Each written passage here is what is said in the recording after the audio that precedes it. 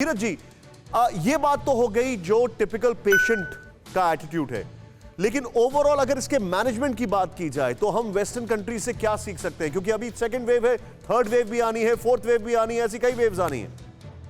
Oxygen management. हाँ, देखिए सबसे पहले जो बात मैं कई महीनों से बोल रहा हूँ, सेंट्रल कमांड सिस्टम होना चाहिए, जो अब बहुत अच्छी बात है कि इंडियन आर्मी को इन्वॉल्व कर रहे हैं। They are very very good at organizing command systems, जिससे हमें minute to minute, at least hour to hour, हर डिमांड एंड चेन सप्लाई के जो कंपोनेंट्स होते हैं, जैसे कि basic medication, oxygen is a medication, oxygen कितनी है, किन सेंटर्स में है, कितनी परसेंट बची है।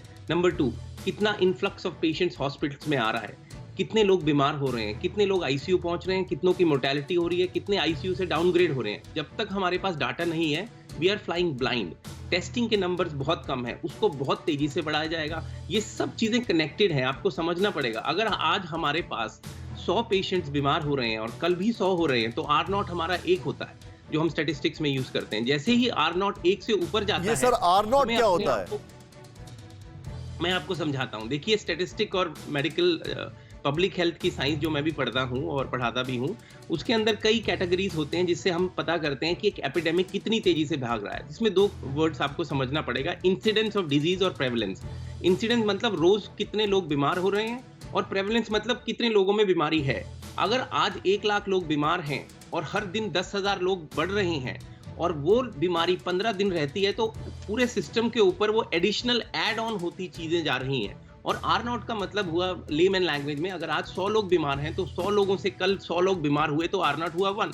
लेकिन अगर कल 100 से 150 हो गए, एडिशनली और लोग बीमार हो गए 50 एक्स्ट्रा, तो R0 इज मोर देन 1। ये नंबर्स हमारे फरवरी अर्ली में चेंज हो गए थे, पर लॉकडाउन की तरफ हम नहीं बढ़े, सोशल डिस्टेंसिंग, रैलीज और ये सब होता रहा। इसके रिजल्ट सब हम आज देख रहे हैं। लेकिन जब कमांड सिस्टम होगा, टेस्टिंग नंबर्स फीड होंगे, तो हमें पता लगेगा कि आज से 20 दिन बाद हमारी ऑक्सीजन सप्लाई बढ़ने वाली है। तो उसके लिए हम अभी से काम करेंगे, ना कि तब कुआं खोदेंगे जब आग लग चुकी है। तो ये जो कमांड चेन सिस्टम और मेडिकल इंटेलिजेंस, और एक और चीज जिसे हम जीनोमिक सीक्वेंस, मैं बार बार आपके चैनल पे बोलता रहता हूँ, जीनोमिक सीक्वेंस के नंबर बढ़ाएंगे ताकि रेयर वेरिएंट्स भी हमें पता लगे। और एक लास्ट चीज ऐड करना चाहूंगा, आपने बहुत अच्छे सवाल डॉक्टर मिश्रा से आई बिलीव पूछे, जिसके अंदर एंजाइटी। जब आपकी एंजाइटी बढ़ती है, आपका हार्ट रेट भी बढ़ता है, आपकी ऑक्सीजन रिक्वायरमेंट हार्ट के लिए बढ़ती है, और उससे हार्ट अटैक भी आ सकता है। और दूसरा, स्ट्रेस हार्मोन्स जो कॉर्टिसोल जैसे रिलीज होते हैं, जो ब्लड वेसल्स के अंदर एंडोथेलियल डैमेज करते हैं और आपको high risk of heart attack या स्ट्रोक पे भी प्रोन करते हैं। और ये बात बिल्कुल ठीक है। बहुत लोग ऐसे हैं जो माइल्ड सिम्टोमेटिक भारत में है या एसिम्टोमेटिक है और ऑक्सीजन होल्ड कर रहे हैं। इस समय है कि आप मिल के काम करें, दूसरे के बारे में सोचें। रेमडेसिविर ऑक्सीजन जब तक आपको डॉक्टर ना दे, आप ना लीजिए। एसिम्टोमेटिक आदमी अगर काफी देर तक ऑक्सीजन लेता रहेगा तो उसको नुकसान भी हो सकता है। जरूरत, मैं आपको थोड़ा सा रोकूंगा डॉक्टर साहब। मैं आपके पास आज बहुत लंबी, बहुत सारी चीजें पूछने आ रहा हूं। मैं आपके पास फिक्र आपकी, सोमवार से शुक्रवार रात 9 बजे सिर्फ TV9 भारतवर्ष पर।